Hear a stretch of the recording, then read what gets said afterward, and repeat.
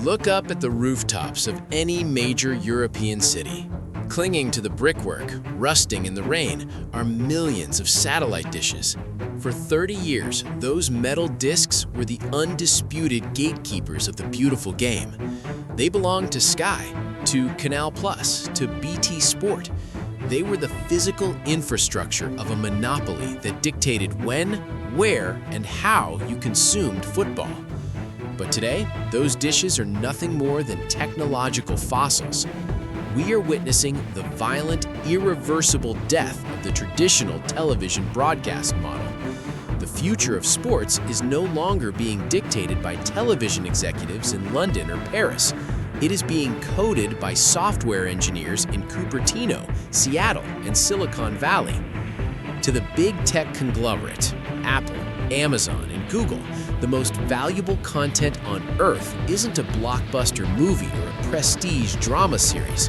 A movie can be watched at any time. A series can be pirated. But 90 minutes of live, unpredictable sporting drama that happens every single weekend, that is the holy grail of digital retention. That is the last remaining bastion of appointment viewing. When Apple paid $2.5 billion for a 10-year monopoly on Major League Soccer and subsequently orchestrated the arrival of Lionel Messi to Inter Miami, they were not just investing in American soccer. They were running a beta test, a proof of concept for the ultimate prize, the Premier League and the Champions League. In this new digital economy, you are no longer considered a fan.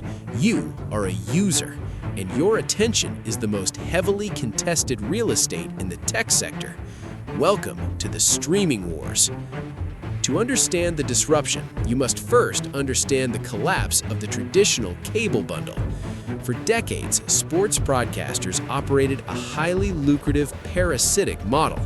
To watch your football team, you had to buy an expensive monthly subscription that forced you to pay for dozens of other channels you never watched, cooking shows, obscure documentaries, and reality TV. The football fan was effectively subsidizing the entire television ecosystem.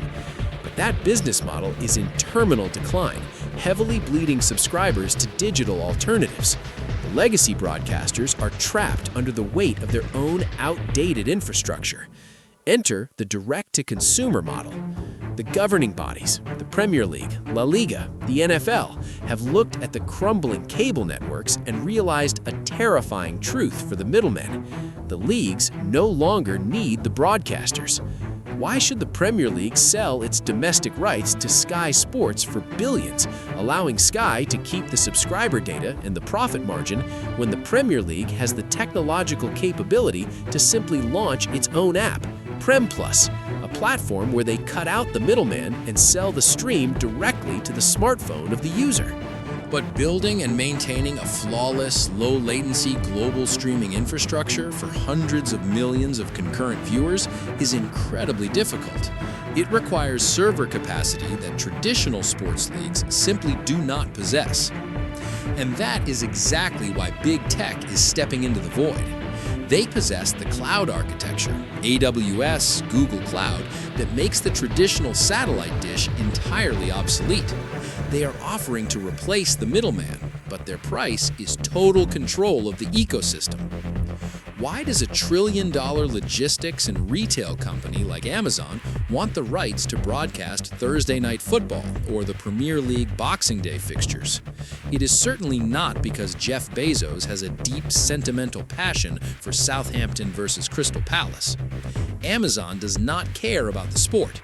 They care about the data goldmine. When you watch a match on traditional television, the broadcaster knows very little about you. They rely on outdated Nielsen ratings and estimations. But when you stream a match on Amazon Prime Video, the algorithm knows everything. It tracks your IP address, your viewing duration, your pauses, your volume adjustments, and most importantly, your club allegiance. If Amazon's algorithm registers that you consistently watch Arsenal fixtures, they have acquired a highly specific demographic data point. This unlocks what tech executives call ecosystem synergy.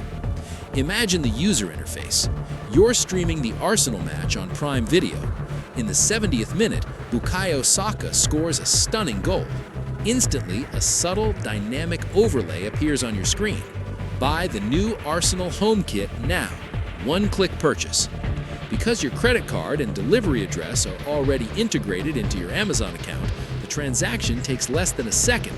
The shirt is delivered to your door the next morning by Amazon Logistics. The football match was merely the top of a highly optimized monetization funnel. But the strategy goes even deeper.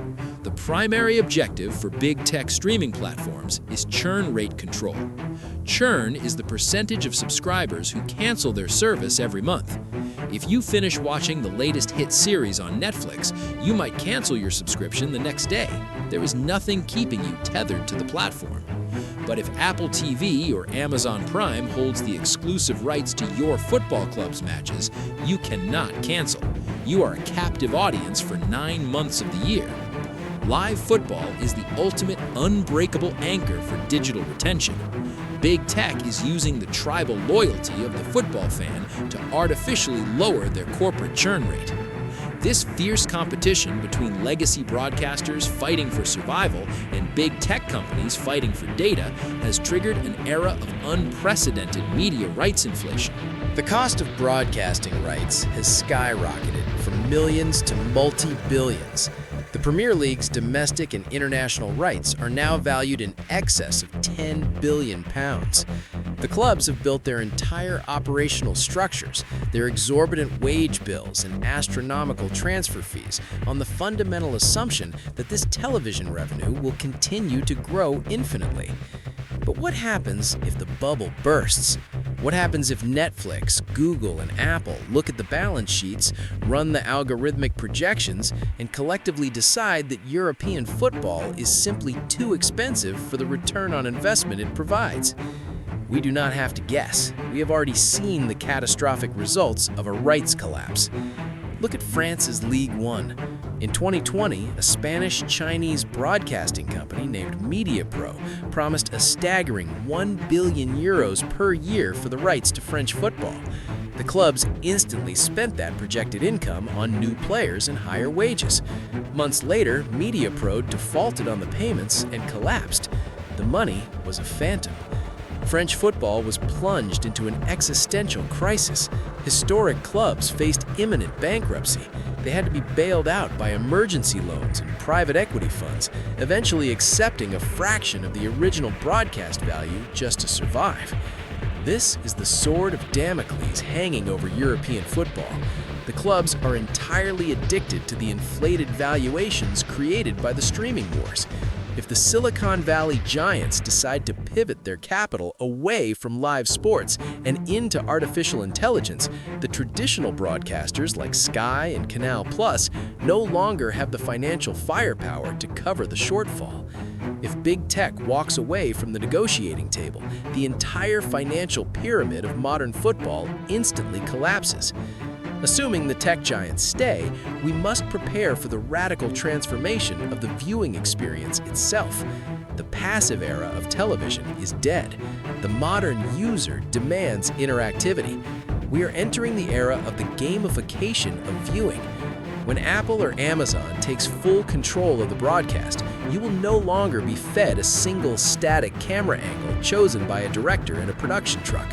The streaming architecture allows for total customization. You will select the tactical cam to view the high press from a drone angle. You will select the player cam to follow a single superstar for 90 minutes. You will choose between traditional commentary, fan-led audio streams, or purely the raw, unfiltered sound of the stadium. But the true financial motive behind gamification is the integration of microtransactions and real-time gambling. As you stream the match on your tablet or smart TV, dynamic overlays will offer prop bets based on real-time data integrations. Will Kevin De Bruyne score this free kick? Click here to wager £10 at 4-to-1 odds. The betting slip is processed instantly through the streaming platform's integrated payment gateway. By merging the live broadcast, e-commerce, and real-time gambling into a single, frictionless software environment, the tech companies are engineering an explosive increase in ARPU, average revenue per user. They're transforming the television screen from a passive storytelling device into a digital casino and an interactive shopping mall. The 90 minutes of football are merely the background noise to the transaction. The physical satellite dish is rusting on the roof. The traditional television network is fading into obsolescence. Football is no longer a television program. It has been stripped of its romantic broadcast history and recompiled as a piece of software. It is a high-value data acquisition tool. It is an algorithmic anchor designed for churn rate control. It is the ultimate survival mechanism for the tech monopolies of the 21st century. The clubs thought they were the masters of the universe, dictating terms to desperate television executives, but they have unwittingly handed the keys to their kingdom to the most powerful, ruthless corporations in human history. So ask yourself this: when the whistle blows on a Saturday afternoon in 2030, who will truly own your weekend? Will it be Sky?